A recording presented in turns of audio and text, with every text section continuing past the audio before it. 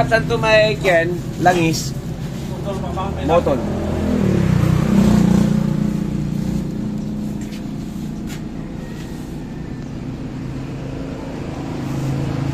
Yun na, sa litro sa available. I-pinta lang, bawas na lang. Nan, 200 ah. Hello everyone, it's me again, Burn Time, DIY TV, panibagong araw at panibagong vlog na naman mga ka-DIY. Sa araw na ito, nandito ulit tayo sa Neosol natin. May gagawin tayo at may kakabit tayong panibagong parts. Flex mo muna. HPT Motor Parts and Car Wash. Kasbog, Magtaki, San Carlos City. Pagkasinan. Ayan. So, ayan mga ka-DIY, ang problema nito, more or less mga 1 year, MHR. Yung rear shock natin, medyo may tagas na, pakita mo. Pero itong spring niya, okay pa naman, nagkatagas lang siya. So, yan, delikado na rin yan. Mahirap na rin pagka naglo-long ride ka, may tagas. Hindi na ganoon ka-comfortable yung dumping niya, yung bounce niya. Kaya pupunta tayo sa Pagal, doon sa may Zen Modes Motorcycle Shop. On and managed by, shoutout natin, Live Slow. Yan. So, may mga shock sa doon na pinagpilihan tayo, YSS, G-Series, K-Series, at saka yung RCB, FTC, TTRC, ano pa ba yung brand na nandoon? Madami. So, madami siyang benta. Ito yung napili natin. Kita mo? May orange din pala doon. Yan, premium po yan. Ba't ibang kulay yan? Ito yung pinaka-best seller nila ngayon. Motaro, from Thailand po yan mga ka-DIY. So, premium daw. Tingnan natin. Yan. Premium.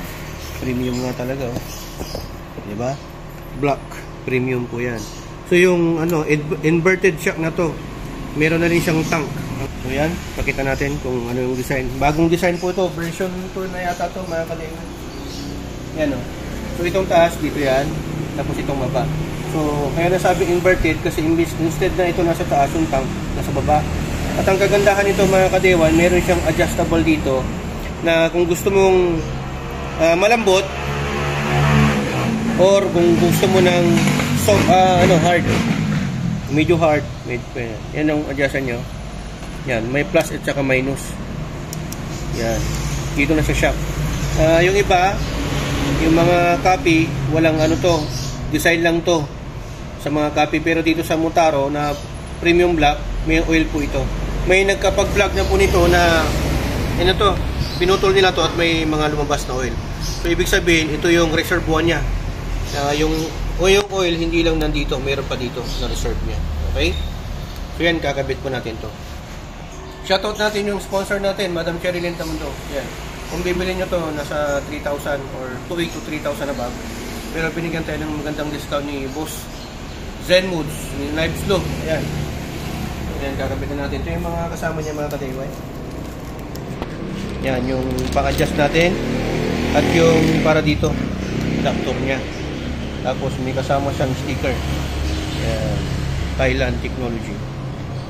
So, from Thailand po yan, na Motaro. Sikat na po ito mga ka-DIY. Kasi pagdating sa shop, Motaro. Okay. Orientation ng adjustable nito, parang dito lang din po sa yan, stabilizer. May soft at may hard. So, kakabit na natin. Gamit natin to. Okay, babaklasin din natin to mga ka-DIY. Pwede namang baklasin natin to, kaya lang nandito kasi medyo may kalakihan to. Tanggalin na natin ang buto. Tapos bukas natin to.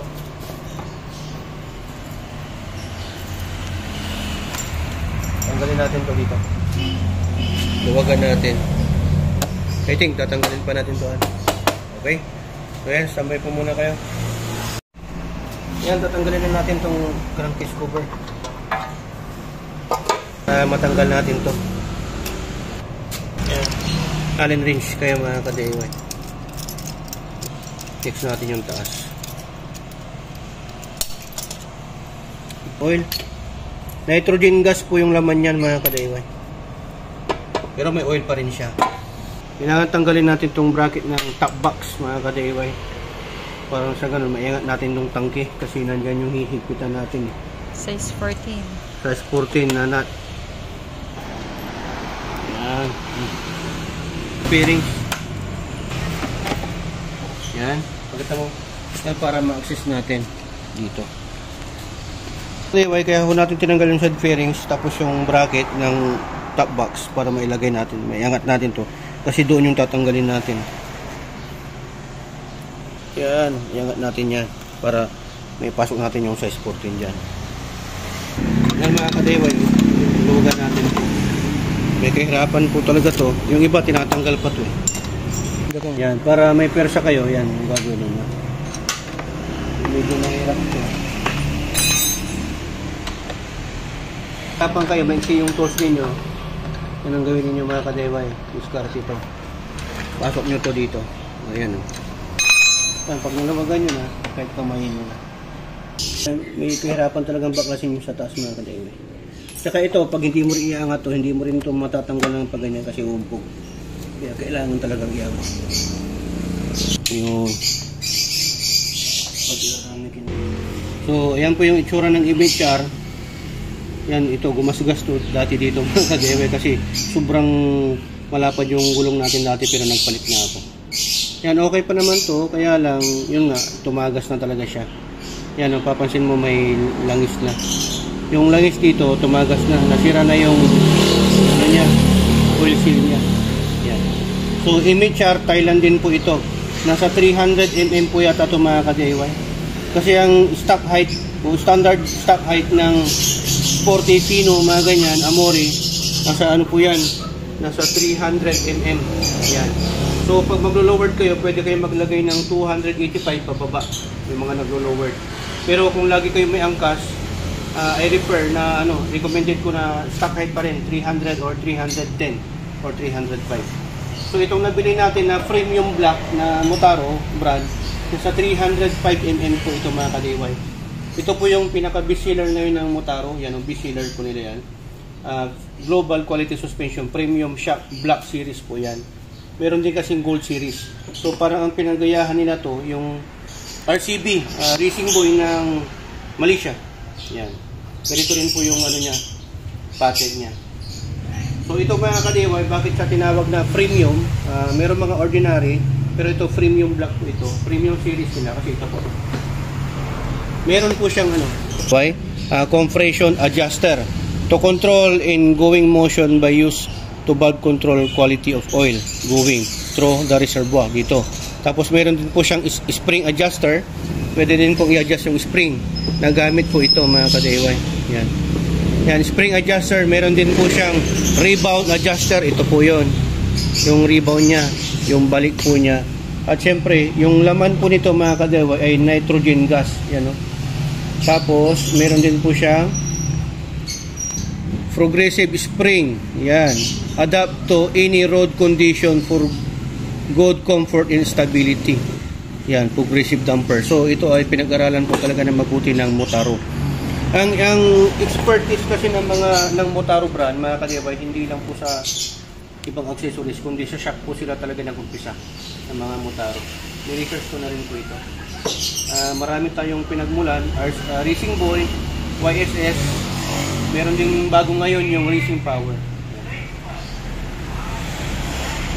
Pullins, mahal po yun pero quality talaga. So yan, nalagyan na po natin to. Merong copy nito mga ka-DIY, baka ingat po kayo sa pagbili sa Lazada or Shopee. Mas maganda na bumili po kayo sa mga suking tindahan nyo ng mga motor parts. Kagaya ni Zen Moods, yan, si Knives Low, doon ako bumili. At least, pagka may problema, pwede natin ibalik sa kanya. Diba? So, nakalagay po dito, nakasulat, this shock absorbs and contains nitrogen gas. So, nitrogen gas po ito. Huwag nyo daw i-refill. So, pag nasira to, disposable na to, palitan na. Okay? Ganda, oh.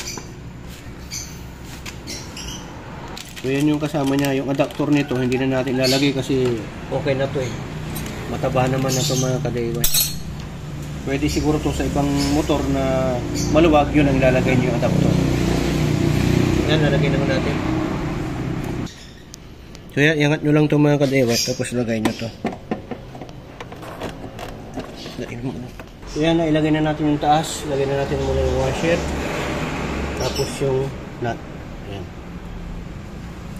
Baba na naman ang ilalagay natin mga ka-DIY. Medyo Kaya tatapat nyo ito mga kadiway, medyo mahirapan kayo dito sa may baba. Kailangan nabigatan nyo para lumapat yung butas.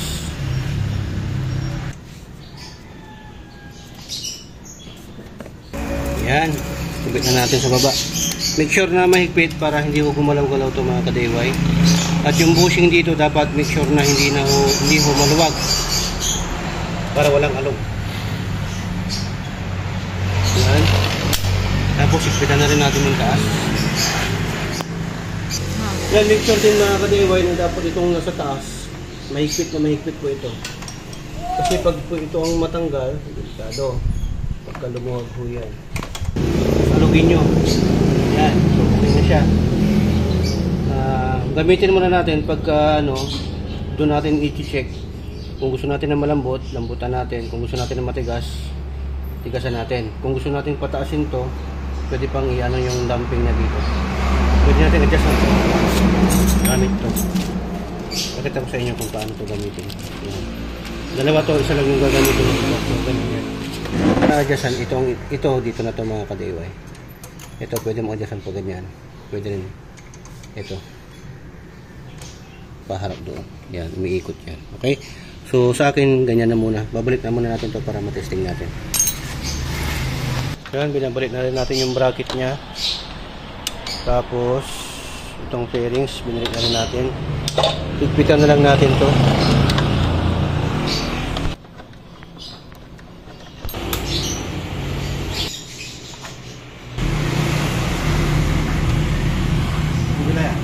Check natin lahat kung mahigpit na. Okay na to. Ito, make sure na pag tinanggal nyo to, dapat mahigpit na mahigpit to. Parang ito. Parang mahigpit. Lagyan nyo rin ng pagpalitan nyo ng bolt, lagyan nyo rin ng lock washer. Iba kasi yung flat washer sa lock washer. Testing natin mga kadero. Maganda yung damping niya.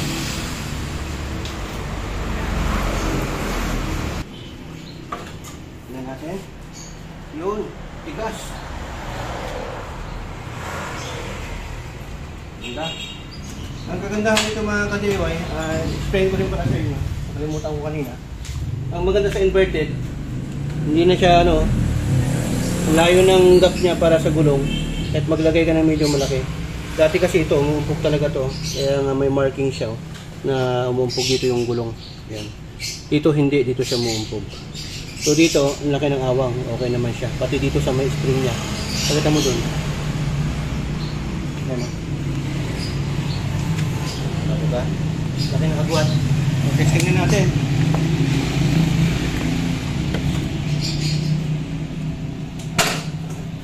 Diba? Ganda o. Diba? Ganda ng play.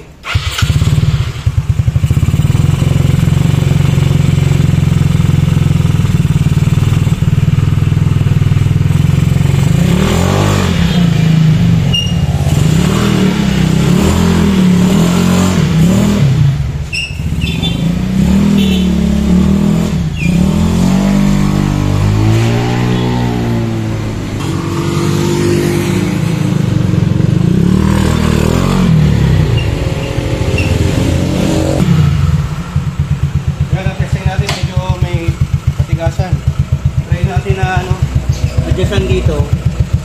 Hindi ko kasi alam kung saan yung ito kasi plus. Parang yan, nakasagad siya pa kaliwa. Nakasagad siya pa kaliwa, so matigas siya. Try kung ilagay sa kanan. Ito yung palatandaan yung plus. Lagay ko ganyan sa baba. Pinaka ko yung video lumambot. Ayun nga, lumambot nga mga kadiwa. Yan, dampin niya, lumambot. Try natin. Break sa pa kaliwa, sagad. Ayun, tumigas. Try ko ulit.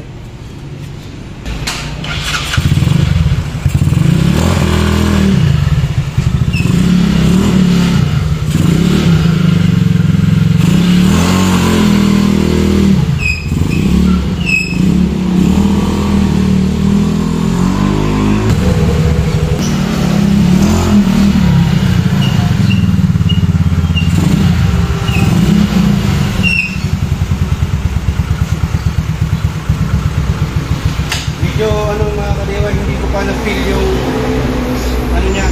matigas o malambot kasi bago pa. Pero so far, all goods naman.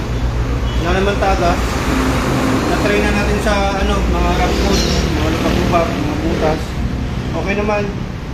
Siguro maano ko to pag long ride or may angkas ako. Pero so far, sunod naman mga kadeway kasi hindi na siya ganun pa. Ito kasi may kalambutan na siya. Although pinatigas ko na. Kasi damor na binababa mo to, lahat dito, pinapatigas mo yan.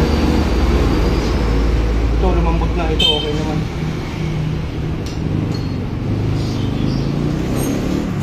Siguro check ko pa yung dito kung paano yung adjustment nito kasi hindi ko pa sa ulado.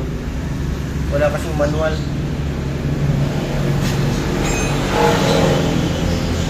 Yan hindi katigasan pa siya. Bago pa kasi yan mga kadiway, so ano pa siya siguro. Kailangan pa niyang i-break in. So ayan mga kadiway, hoping naman natutunan naman kayo sa vlog content natin ngayon kung paano magsalpak ng rear shock dito sa Mewsol natin. Applicable itong principle na to sa lahat ng mga scooters. Ganun lang po ang pagpapaklas. Ngayon, nasa sa inyo na yan kung ano yung pipiliin yung shock ninyo. Pero yung guide ko sa inyo, okay naman so far yung Motaro. Ngayon ko lang yan matatry, pero okay naman. Ito, okay din naman, kaya lang lagi kasi ako may angkas. Kaya siguro medyo may kabigatan. Tanong nyo sa dealer ninyo o supplier ninyo sa pagbibilan ninyo kung ano nyo yung kilos ninyo at yung kilos ng angkas ninyo kung kaya. Okay? Kasi may mga limit lang din itong mga to na kaya nilang buhatin. Okay lang din sila tatagal. So, ayan, maraming salamat. To God with the glory. Burn down sa inyo.